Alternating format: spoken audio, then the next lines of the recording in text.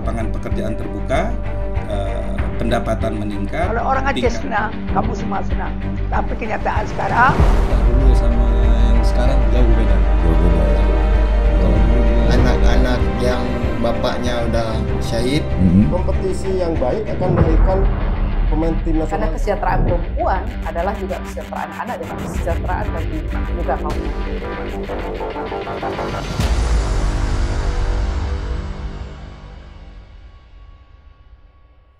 Bagaimana sih sebenarnya kondisi stunting sehingga Aceh bisa menduduki ranking 3 nasional?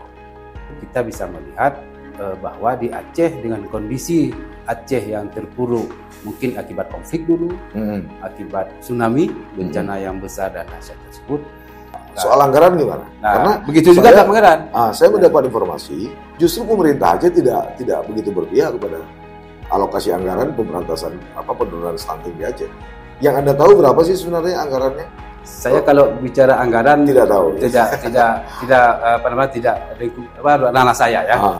Rasa-rasanya kalaulah basis penderita stunting itu ada di kampung atau desa, satu desa 1 miliar dana dari pemerintah pusat, kemudian didukung oleh pemerintah Aceh, didukung oleh pemerintah kabupaten kota, didukung oleh dana pokok-pokok pikiran anggota DPRA maupun DPR RI maupun DPRK, didukung oleh dana BLT dari Dinas Sosial, Kementerian Sosial, didukung lagi dari BKKBN.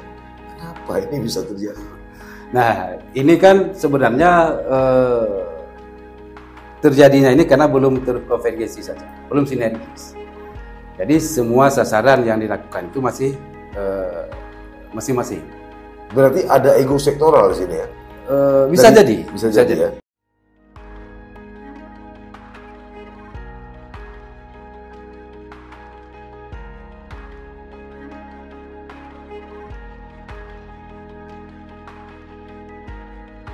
Assalamualaikum warahmatullahi wabarakatuh. Sahabat Sisi Lain, berbagai fakta, data, dan peristiwa terjadi. Media mainstream, bahkan media sosial, melihatnya dari satu sudut, tapi kami mengungkapnya dari sudut yang berbeda. Ikuti Sisi Lain di channel YouTube Saleh Abdullah.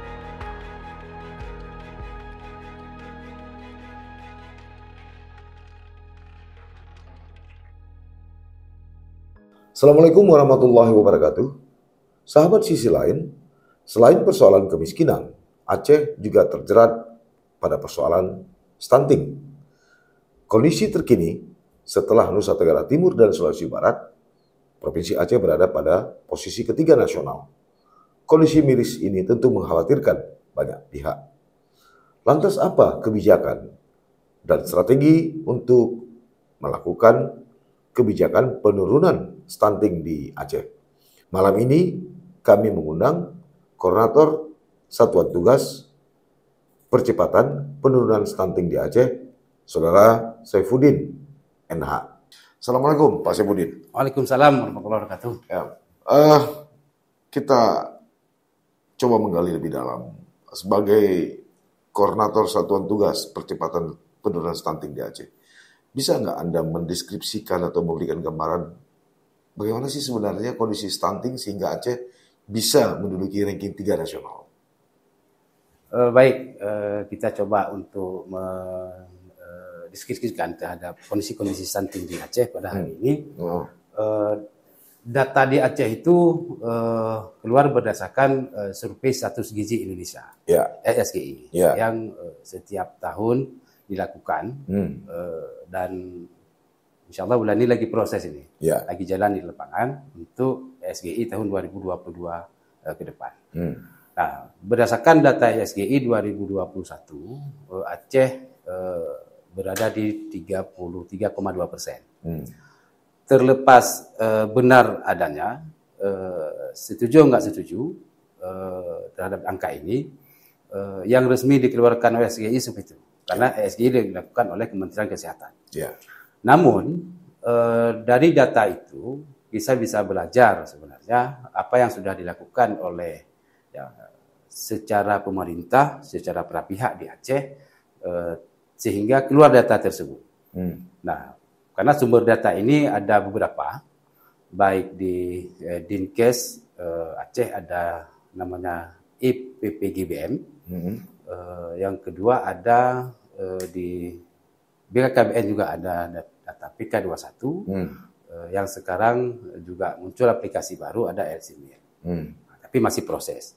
Nah, tapi berdasarkan data tersebut kita bisa melihat bahwa di Aceh dengan kondisi Aceh yang terpuruk mungkin akibat konflik dulu, akibat tsunami, bencana yang besar dan dahsyat tersebut, apalagi dengan waktu terakhir ini kan kita COVID-19 yang pandemi ini yang kita derita, sehingga membuat masyarakat hidup dalam keterbatasan juga dengan perkembangan ekonomi yang stagnan. Oke, kapan mulai persoalan stunting ini? Kapan mulai di Indonesia? Termasuk Aceh. Hebohnya kapan ini? Hebohnya memang sekarang. 2018 mulai dilakukan penanganan. Artinya begini, stunting ini kan sebuah kondisi masyarakat di mana tidak tumbuh normal, dipengaruhi oleh faktor gizi dan faktor lingkungan dan pola asuh. Nah, faktor tersebut menyebabkan dari 2014 isu stunting sudah mulai dihembuskan. 2014 sudah mulai. Artinya kalau 2014 mulai diisukan persoalan konflik dan tsunami nggak begitu relevan lagi kan? Karena tsunami pun uang banyak juga beredar di Aceh kan? Betul ya. Nah, sehingga semua pihak mulai 2014 tersebut sudah mulai perhatian terhadap kondisi-kondisi pertumbuhan masyarakat tersebut yang berpengaruh terhadap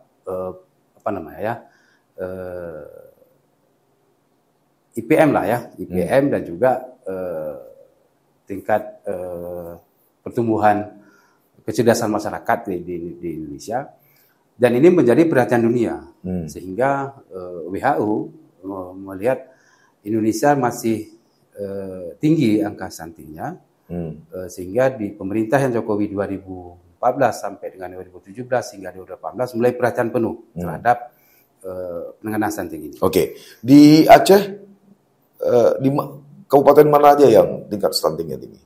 Dari dasar data SGI tersebut ada di Gaya Luwes 42,3%, ada Sibulu Salam 40,9%, ada di Benar Meriah 40,01%. Oke. Kita nggak bicara penyebabnya, sudah jelas tadi ya, penyebabnya bla bla bla bla. Yang ingin saya tanyakan, dengan kondisi seperti ini, Pak Saifuddin sebagai koordinator Satuan Tugas Percepatan Penurunan Stunting, di mana atau bagaimana political will pemerintah Aceh atau pemerintah kabupaten kota untuk mengantisipasi ini? Secara komitmen pemerintah itu berdasarkan Perpres 72 2021, itu memang pilar utama. Nah, yang diharapkan komitmen pemimpin lembaga, pemerintah dan sampai ke tingkat kalau kita di Aceh Gampung ya, desa, itu harus berkomitmen dalam penanganan stunting ini. Komitmen dalam bentuk apa? Regulasi, anggaran? Komitmen ini, yang pertama memang secara regulasi yang pertama. Udah jelas lah. Udah jelas.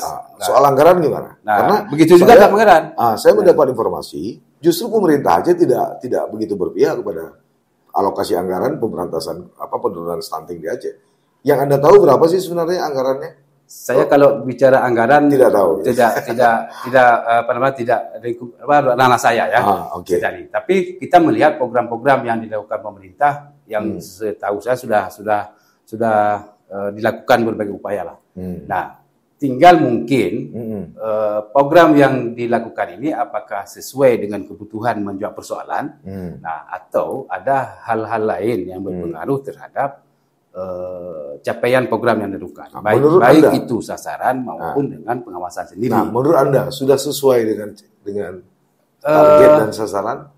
Secara umum sudah, tapi secara substansi belum. Misalnya begini. Di mana? Dari data program yang kita lakukan dan kita kaji sedikit ya, karena kita baru di dalam stunting ini. Yang sensitif di Dinas Kesehatan itu substansi, ada PMT, ada posyandu yang dilakukan di tingkat desa, di masyarakat, sehingga bisa terlayani dan bisa diawasi. Dan juga ada evaluasi setiap ke posyandu. Baik itu berat badan, tinggi badan, dan pemberian makanan tambahan yang dibutuhkan oleh anak-anak. Nah, yang kedua, secara keseluruhan belum mensinergiskan antara, mungkin selama ini lebih fokus ke, kalau istilahnya kan spesifik, isu kesehatan dan gizi. Sebetulnya harus didukung dengan intervensi spesifik yang pengaruh terhadap stunting itu 70%. Itu lebih besar. Siapa harus intervensi? Ya, pemerintah? Ya, pemerintah juga. Ada pemerintah, tapi lebih ke konvergensi. Misalnya begini, ada dinas UPR, harus misalnya keterlibatan lembaga tersebut di perumahan, tingkat lingkungan, misalnya sanitasi, air bersih, dan juga perumahan yang layak. Itu satu. Yang kedua, begitu juga dengan dinas sosial dengan bantuan-bantuan sosial yang diberikan untuk menjawab mungkin persoalan ekonomi dan dukungan bantuan yang dibutuhkan oleh masyarakat. Dinas pemerintah kampung. Nah, pemerintah kampung dengan dukungan dana kampung tadi. Nah, artinya keroyokan lah ya. Nah, ini yang substansi sebenarnya. Kita melihat selama ini sudah ada alokasinya di PMT di dana desa. Nah, mungkin pengelolaannya yang masih belum optimal. Ya, jenis makanan yang disediakan, pola olahnya yang disukai oleh masyarakat atau anak-anak, sehingga ini mungkin yang berpengaruh yang belum substansi. Sehingga juga ada banyak kegiatan ya, banyak masih sosialisasi, pendidikan kepada petugas atau kepada kampung, sehingga banyak operasional daripada yang substansi betul-betul diterima oleh sasaran yang indikasi stunting tersebut. Ya, Pak Syahudin, saya ini tidak habis pikir ya. Walaupun secara nasional, tapi kita masuk ke Aceh lah, kita persempit. Rasa-rasanya kalaulah basis penderita stunting itu ada di kampung atau desa, satu desa 1 miliar dana dari pemerintah pusat. Kemudian didukung oleh pemerintah Aceh, didukung oleh pemerintah kabupaten kota, didukung oleh dana pokok-pokok pikiran anggota DPRA maupun DPR RI maupun DPRK. Didukung oleh dana BLT dari Dinas Sosial, Kementerian Sosial. Didukung lagi dari BKKBN. Kenapa ini bisa terjadi? Nah, ini kan sebenarnya terjadinya ini karena belum terkonvergensi saja, belum sinergis. Jadi semua sasaran yang dilakukan itu masih masing-masing. Berarti ada ego sektoral di sini ya? Bisa jadi ya? Sehingga punya target sendiri masing-masing kementerian, dinas, lembaga mungkin ya. Sehingga semua menjadi target sendiri, bukan target tujuan bersama, sehingga stunting ini bisa teratasi. Misalnya kita bicara dana desa sangat besar, secara kebijakan pemerintah juga belum begitu memihak, hanya 8-10% dari jumlah dana desa untuk isu kesehatan di tingkat desa. Berapa? 8-10%. 8-10%. Katakanlah, nah, itu kategori kebijakan. Katakanlah 10%. Ya. Tapi kan kekurangannya bisa di-cover oleh yang seperti saya katakan tadi kan? Ya, justru itu. Artinya, dan juga di anggaran APBK, mungkin di APBA juga, ketika dibilang dengan stunting, tidak maju ke stunting. Ya kan masih misalnya diberikan ke PUPR misalnya. Ini pengadaan air bersih atau sumur bor di lokasi mana. Nah, itu belum tentu sasaran stunting misalnya. Mungkin dikaitkan dengan stunting. Tapi kalau yang secara menjawab persoalan stunting harus tahu siapa yang butuh apa di mana dan berapa, sehingga harus sinergis dan kerjasama dalam penanganan stunting semua pihak sehingga tepat sasaran dan tepat manfaatnya. Pak Saipudin setuju nggak soal anggaran relatif ada, regulasi yang mengatur juga punya, tapi stunting tidak bergerak menurun. Ini apakah karena tidak punya niat baik dari pemangku kebijakan atau gimana sih? Karena logikanya kan nggak masuk nih. Uang ada, ini mohon maaf ya, dibandingkan dengan NTT misalnya, kita jauh lebih banyak APBA-nya, ya kan? Kalau NTT berada pada nomor 1 atau Sulbar, tapi kita kan rasanya agak aneh Aceh ini. Kemiskinan tinggi, stunting tinggi, uang banyak. Jadi gimana ya? Nggak masuk akal. Gimana menurut Pak? Kalau menurut saya sih lebih kepada pola kerjasama aja. Semua pihak hari ini saya salut dan hormat, semua pihak sudah melakukan terhadap penanganan stunting ini. Tapi tidak terpadu, belum terpadu sinergi dan belum kerjasama, sehingga sasaran itu masing-masing. Ya, ini kan mulai didengungkan oleh Presiden 2014. Ya. 2018 digenjot lagi sampai hari ini. Ya. Kalau dari 2014 atau katakanlah 2018, ini 2022, kok nggak ketemu juga? Kok nggak sinergi juga gitu kan? Mungkin secara habis sudah. Ya, secara regulasi memang mungkin selama ini belum ya. Mungkin hasil evaluasi dari 2017 sampai 2020 sehingga makanya keluar Perpres 72 tersebut. Nah, ini juga menjadi catatan penting bagi kita. Apa isinya Perpres? Nah, yang secara substansi, secara singkat saya bilang begini. Yang dulunya penanganan stunting itu bahasa umumnya kuratif namanya. Di bantuan sesaat dan tidak terpantau dan tidak nggak tahu apakah dimanfaatkan atau tidak. Itu satu. Sehingga yang dilakukan selama ini kan lebih kepada intervensi spesifik anak stunting, anak yang diberikan. Dan itu juga belum tahu, belum pasti itu yang kebutuhan dia. Mungkin penyebab stunting anak tersebut mungkin ada di pengaruh di keluarganya, mungkin di pola asuh atau pola hidup di keluarganya. Begitu juga dengan daya dukung lingkungan, sanitasi, air bersih dan perumahan yang layak. Nah, sehingga dengan Perpres 72 ini penanganan stunting secara konvergen itu harus dilakukan berbasis keluarga. Makanya dalam hal ini BKKBN ditunjuk sebagai koordinator pelaksana penanganan stunting di Indonesia. Nah, sehingga lebih mudah untuk dipantau, lebih efektif dan efisien karena ketika indikasi keluarga itu stunting, semua harus dilayani, diintervensi. Nah, dilihat dulu dengan teknis-teknis pelaksanaan di lapangan, mulai dari pendataan, mengkaji penyebab, kalau kami bilang audit kasus stuntingnya sehingga tahu penyebabnya apa. Ini kira-kira program percepatan di Aceh. Sektor mana saja yang kira-kira harus diperbaiki untuk bisa mempercepat stunting? Kalau menurut kami secara hemat kami, untuk pemerintah secara ininya peningkatan pelayanan posyandu itu sangat penting. Posyandu. Dan itu bukan hanya peningkatan kegiatannya saja, tapi kualitas pelayanan. Misalnya baik dari segi sumber daya manusianya, bidannya, dan juga dari segi peralatan dan dukungan dari PMT-nya. Posyandu ya. Ya, posyandu. Berarti itu kita harus praktis, harus efektif dan memang betul-betul terlayani dan hidup setiap apakah sebulan sekali atau sebulan 2 kali. Ya, berarti kita nggak usah soal posyandu ini, berarti kita nggak usah malu-malu mengakui keberhasilan program dari Pak Arto dulu ya. Iya, betul. Ya. Kedua? Yang kedua tentang pola asuh. Pola asuh. Dan itu sangat berpengaruh terhadap indikasi stunting. Karena begini, pola asuh ini kan macam-macam di kehidupan, apalagi masyarakat Aceh. Sangat kentara dengan baik itu mitos maupun kebiasaan lama sehingga diturunkan sampai ke anak cucunya hari ini. Kalau soal posyandu tadi jelas ya, penanggung jawabnya itu adalah dinas sosial ya. Dinas kesehatan. Nah, kalau tadi pola asuh ini juga beda. Gini, posyandu itu sebenarnya bukan dinas kesehatan yang bertanggung jawab. Itu DPMG.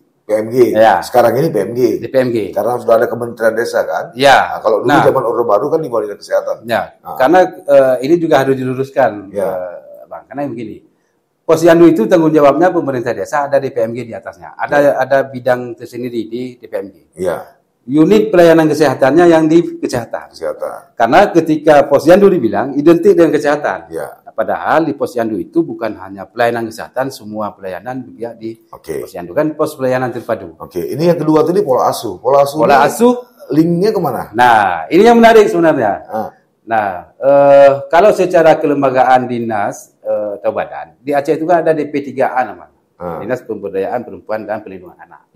Nah, ini yang secara kelembagaan merupakan tusinya. Ditambah ada dukungan khas kearifan lokal di kita. Nah, melibatkan kelembagaan MPU di Aceh secara institusi keagamaan dan juga ada masyarakat adat MAA. Nah, sehingga saya kira itu di mana-mana ada. Ya. Tidak ada kekhususan di Aceh. Ya, mungkin di luar namanya berbeda. Ya, berbeda. Tetap. Kalau misalnya kalau kita tadi MAA dan MPU. Ya, kalau di Papua juga ada masyarakat adat. Ya. Semua sama saja itu. Ya.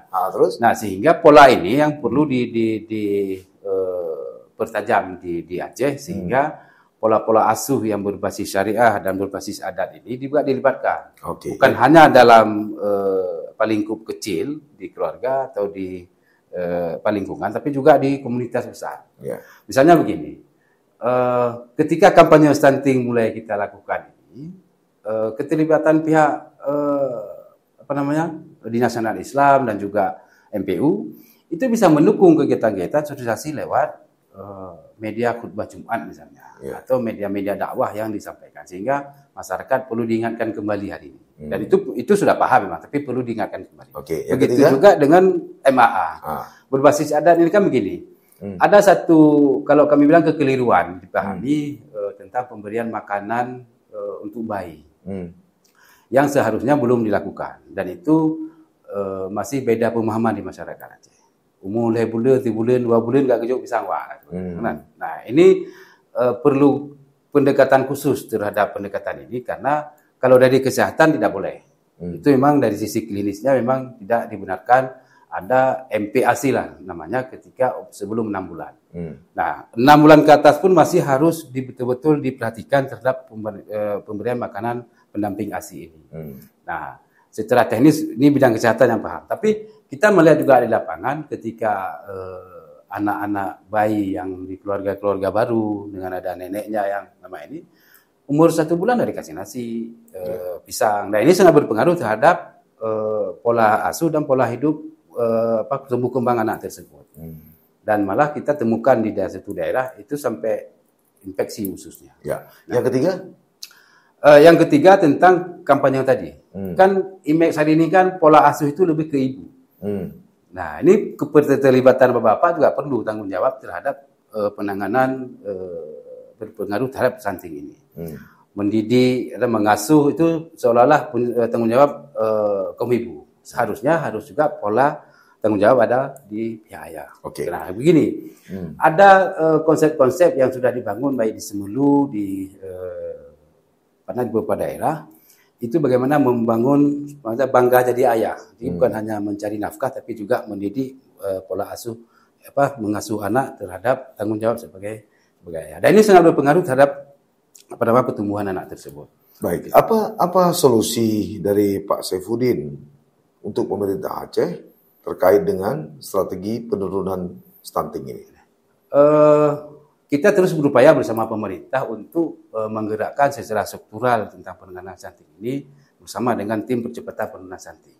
Baik tingkat provinsi, kabupaten, kecamatan, dan tingkat kampung atau desa.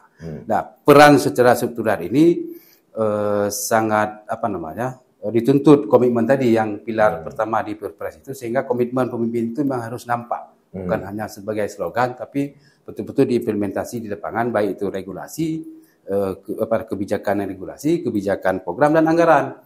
Nah, karena di Perpres juga setiap tahun harus ditambah 10% dari jumlah anggaran memang kalau sebelumnya. Udah bicara anggaran dia udah agak ribet nih. Nah itu. Terus hari ini kita melihat ada itu. Ada, tapi saya nggak tahu jumlahnya. Ada beberapa lembaga yang mengelola dana tersebut. Tapi kita maunya begini.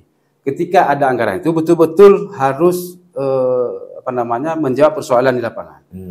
Misalnya bicara PMT. Hari ini Dinkes dengan jajarannya menyediakan PMT baik itu untuk ibu hamil, ibu melahirkan, untuk baduta dan balita, itu sudah cukup maksimal. Nah, mungkin dilihat juga nantinya ketika pemberian makanan tambahan tersebut, apa yang dibutuh sebenarnya yang substansi untuk anak tersebut.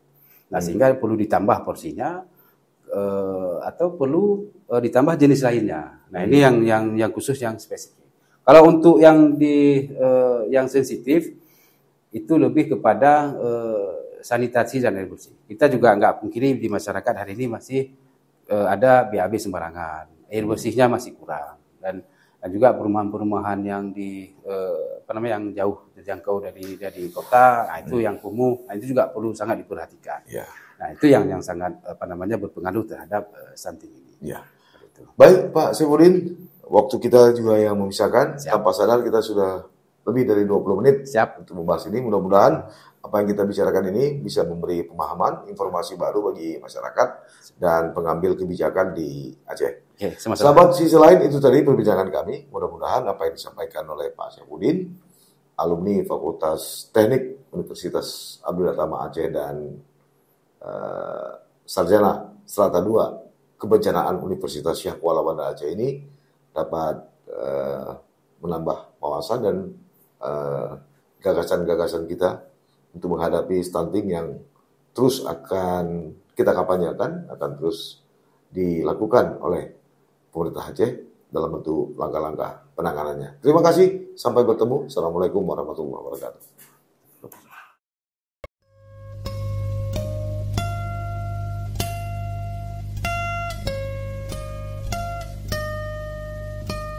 Jangan lupa like, komen, dan subscribe.